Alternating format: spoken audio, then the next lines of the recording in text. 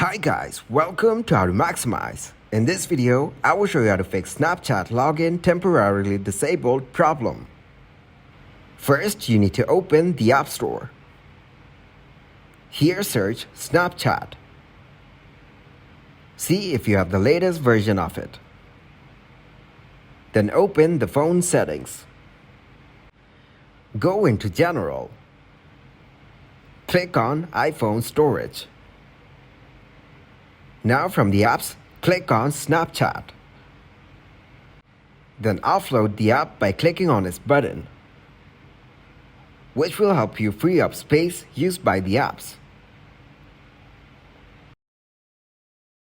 Then reinstalling the app will place back your data if the app is still available in the App Store. Thanks for watching, and please leave a like, subscribe, and share.